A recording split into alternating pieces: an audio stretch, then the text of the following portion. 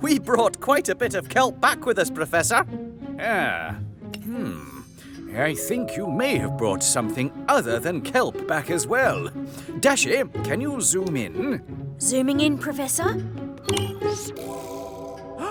Leafy Sea Dragons!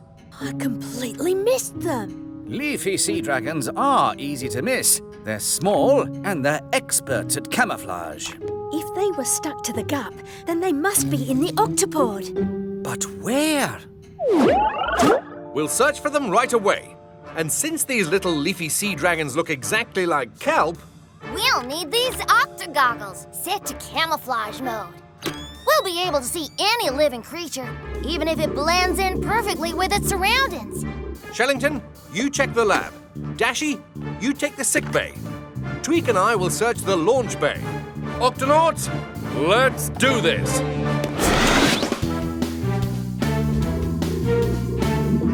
Did you see them? Nothing but plain old kelp in here. No sign of them here. The leafy sea dragons aren't here either. Let's see, who else took some of that kelp? Kwazii! Kwazii, stop that stew! Kwazii! Shoot! Chopper! Pow! Mix! Boil! Chop! Chopper! Pow! Mix! Boil!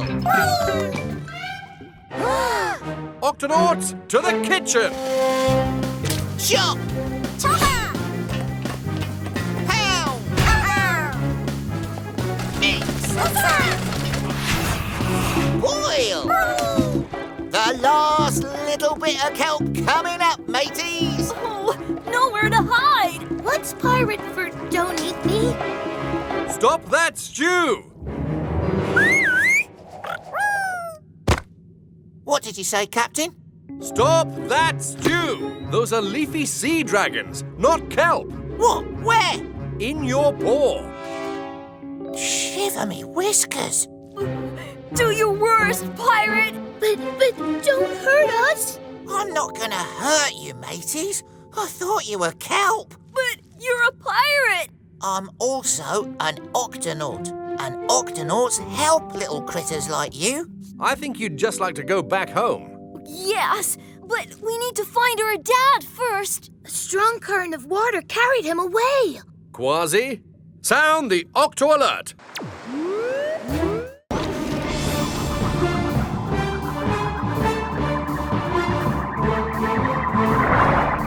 According to the map, the Octo Compass should be somewhere near the entrance to the cove. So we won't have to go very far inside Creepy Cove to find it. Unless the monster of Creepy Cove finds it before we do and takes it for himself.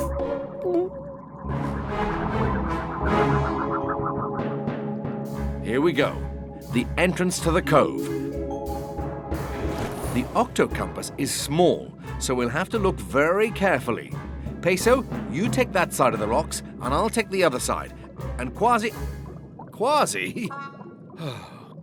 Come on, Peso. Activate helmets. No monster yet, Captain. But you never know. He could appear at any moment. Oh. Don't worry, Peso. We'll find the Octo Compass in no time. Let's search these rocks first.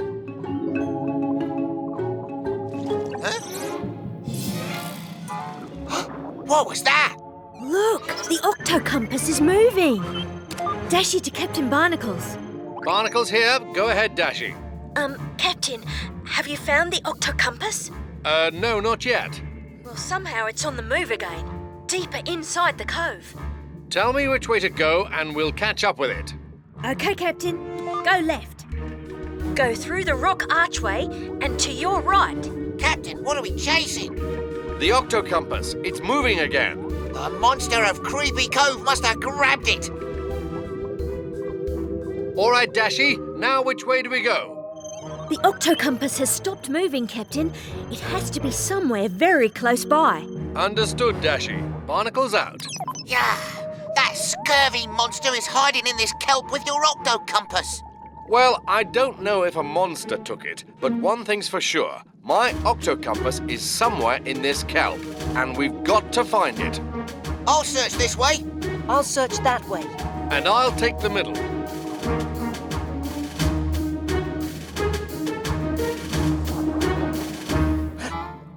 That rock, was it there before? Rocks can't move all by themselves. That's silly. Hey! Hey! Okay, now that rock looks just like an ordinary rock, and ordinary rocks don't sneak around. And so, to prove to myself that there's nothing to be afraid of, I'll just sit right down on this ordinary old rock and... Flappity flippers! What is it, me hearty? Stop that rock! Huh?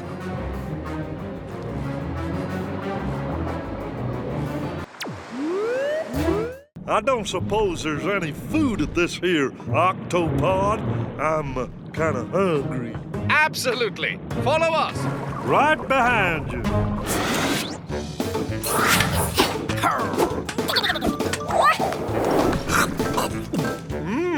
These here fish biscuits are pretty good. Captain, I think I found the cause of Joe's unusual voice. What is it, Peso? These are the tubes inside Joe's nose. And these are the tubes inside a typical humpback's nose. See how much smaller Joe's are? Of course! Whales sing by pushing air through their nose. But because Joe's tubes are so narrow, his songs sound different. Uh-huh. So that's why the other whales can't understand me. Yow! What was that? Oh, gee. Just my tummy rumbling. I don't suppose you have any more of those fish biscuits. Captain, Joe can't just eat fish biscuits. He needs a proper whale diet. Yeah, and the Vegimals need a break.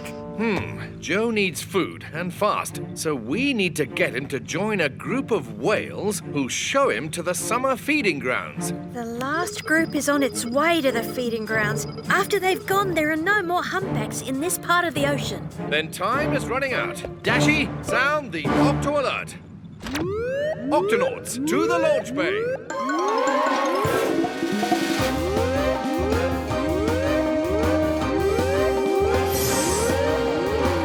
Octonauts, Joe here is hungry and all alone. If we're going to help him, we need to find a way to make the other whales understand Joe's song. I might have an idea, Cap.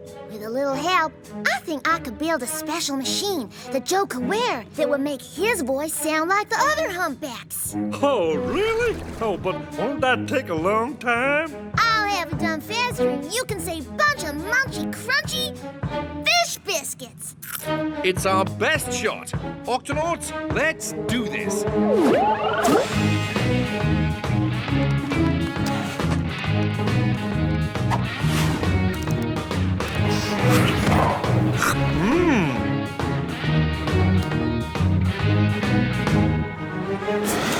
All right, everybody, take a look.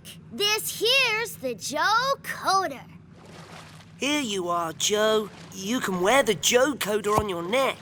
Just tap it with your fin when you want to sing, and your songs will go from this Go ahead, Joe. to this.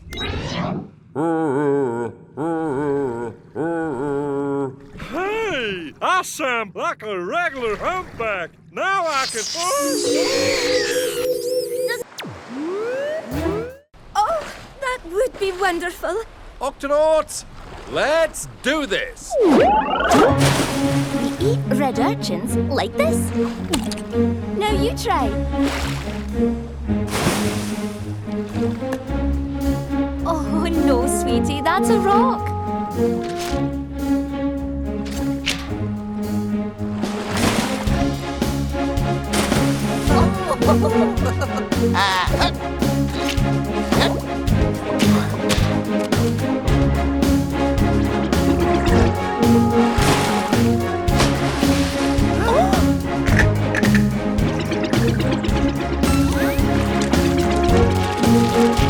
Barnacles to Shellington. How's the diving lesson going? Well, Perry's found 3 red rocks, 2 red shells, 1 grumpy red crab, but no red urchins. How about you?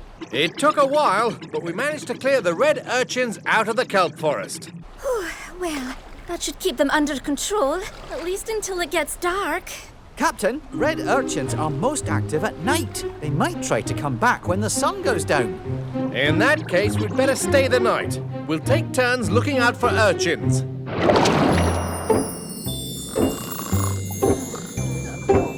Now, you're sure you'll be okay up there, Shellington?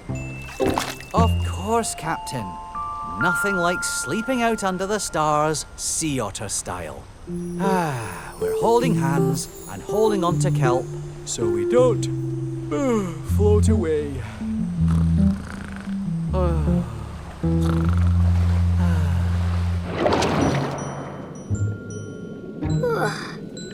Still no sign of any urchins.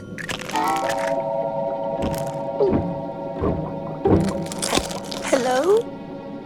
Hey, can't the guy have dinner in peace? Oh, excuse me. I thought you were... Urchins! Oh no, that's the strand of kelp Shellington's holding on to. Shellington, come in, Shellington. Your kelp strand is loose. I just want to sleep. Just a few minutes more, Mum.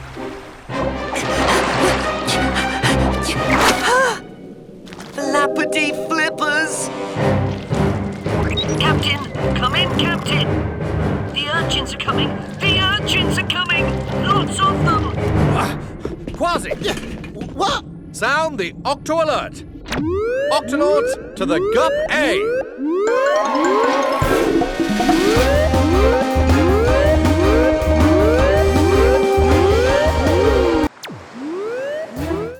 Octonauts, we have a saltwater crocodile who is lost and in danger from the icy cold water. Our mission is to find him and take him home. Kwazii, Peso, to the Gups. Remember, Octonauts, this is a huge creature we're looking for. If it feels threatened or scared, it may attack us. Aye, and the way it nearly swatted me gut, that tail could crush us like a tin can. It would more likely chomp you with its massive jaws and teeth. Keep a sharp lookout, me hearties. That croc could be lurking anywhere. Below us, behind us, Or above us. whoa!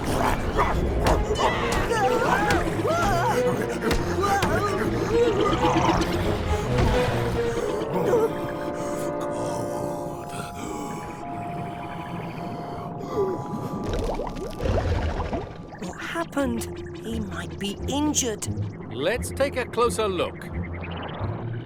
He's not moving. He doesn't seem to be breathing. I've got to find out what's wrong. We'll back you up, Peso. Shellington, stand by to assist. He's got a heartbeat, but very soft and slow. Shellington, any idea what's going on with him? Yes, Captain. When saltwater crocodiles get very cold, their bodies can slow down and go into a kind of sleep where they don't need to eat or breathe air for a long time. So, he'll be fine. After he wakes up, he'll head home. The saltwater crocodile might not know his way home, Kwazii, and he may not be able to wake up at all because of the extreme cold. We need to get him back to the Octopod and warm him up. But he's too big to fit through the octohatch. I wasn't thinking of bringing him inside the Octopod. Octonauts, prepare to warm up a saltwater crocodile.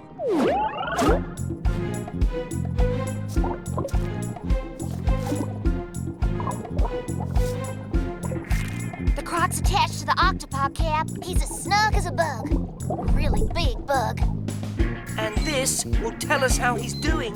Good. Peso, stay with him. Everyone else, back to the ship. Dashi, raise the temperature of the Octopod as hot as you can get it. And set a course for the saltwater crocodile's home in Australia. Captain, it's working. The crocodile's body temperature is warming up. He's not the only one. It's as hot as the Amazon jungle in here. He's breathing again. It means the crocodile is warming up. But now that he's breathed out, the croc is going to need to breathe in, and he breathes air, not water. Can't you just go out to meet her in one of the gups? The crash jammed the octohatch. I can't get it open wide enough to take the gups out. We'd better check to see if the ship is damaged on the outside. Kwazii, Peso, activate helmets. Let's go.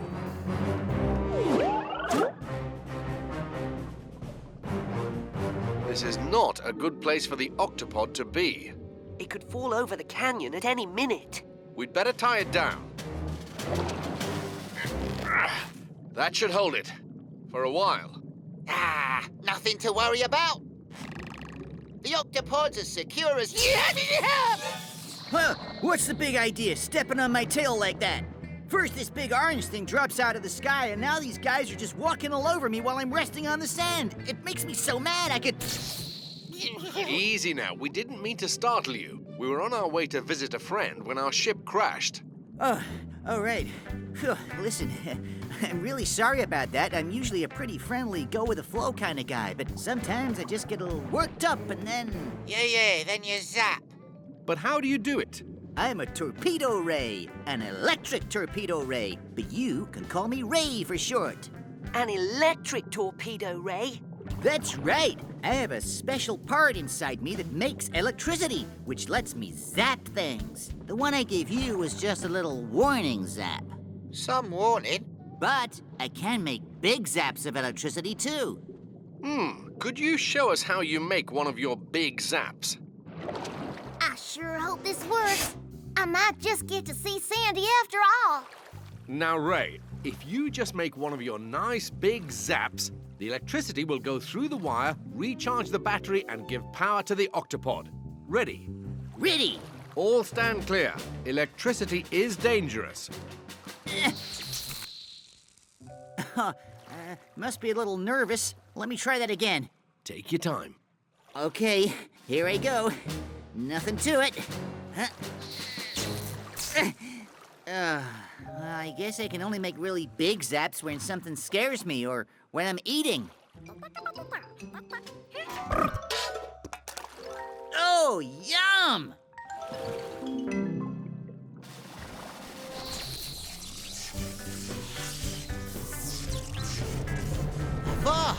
It's working. Oh, nice and crunchy. We torpedo rays always zap our food before we eat it. Oh, still not enough electricity, I guess. Sorry. Oh, it's not your fault, Ray. I was just really looking forward to seeing my friend. Hey, listen, I've got some friends too. Other electric torpedo rays. Octonauts, we have a convict fish who needs to be moved out of the danger zone of a collapsing stone arch. She's deep inside her burrow, and she really doesn't want to leave. Sounds like she's gonna need some convincing, Captain. Kwazii, Vegimals, into the Gup A, and bring plenty of fish biscuits and kelp cakes. Hi, what you doing? Gilbert, can you get your mama to talk to Captain Barnacles? Is he your mama? Not exactly, but I do look after him. Oh, what now? Excuse us, Mama, but the stone archway above is going to fall on top of you if you don't move out quickly. We've been through that. I'm not moving. Something smells good. Fish biscuits, Mama. They can all be yours. All you gotta do is come out. Oh, nope. Not leaving. No way, no how. She's more stubborn than the lid of a rusty treasure chest. No amount of convincing is gonna get her out of that burrow. Agreed, but perhaps we can move her burrow to a safer place. Huh? How? By digging another burrow. If we connect it to Mama's burrow, she can swim underground to a safer area. On it, Captain.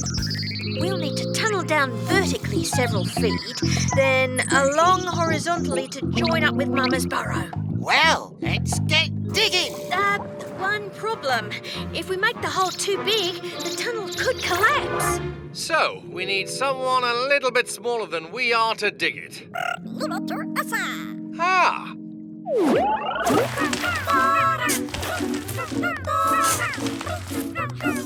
Almost there. And perfect. Now start digging to the right.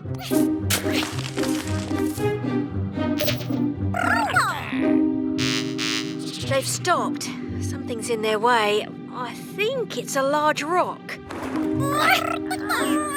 Sounds like they're trying to move it. It must be too heavy to move. Vegimals, you need to go around it. They're going round it, Captain. Yes, they're back on course. Time's running out. Quickly, Vegimals, dig as fast as you can. They're almost there. Yeah, almost may not be good enough. I'll try and slow it down. Uh-oh, that don't sound good. Maybe we should get out. Children, follow Mama. Oh, no! Get behind me, kids.